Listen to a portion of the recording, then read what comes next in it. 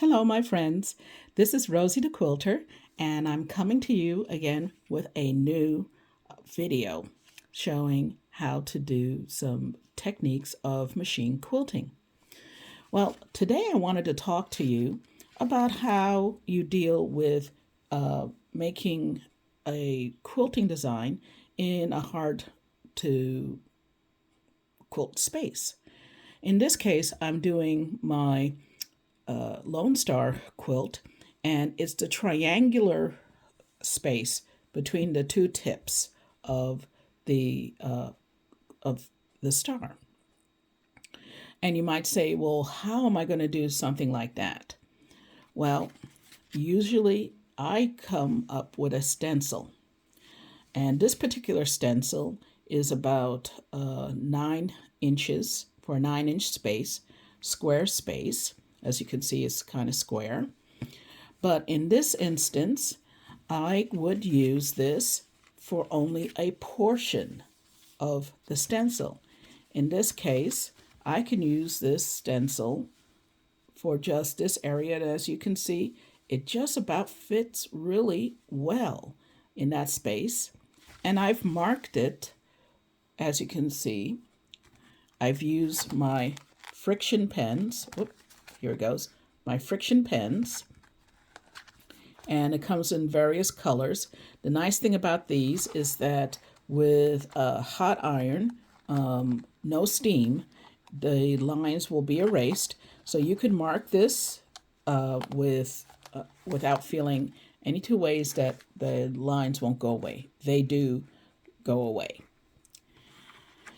And the stencil, in case you wanted to know, this stencil is from the Stencil Company, and that's quiltingstencils.com. I'll put that in the notes below. So as you can see, I am just going to go ahead and start this. You just sink your needle, bring up the bobbin thread. Let me put on my other glove so that I can maintain good control. And let me just do that. There you go. Right. And we're going to get started.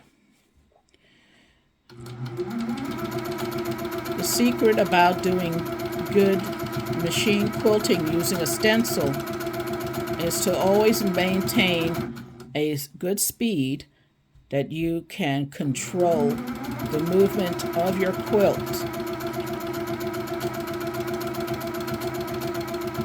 And follow the lines as accurately as possible. Remember, it's not so much important how quickly you can go, but you want to go as accurately as you can, knowing that as you go along,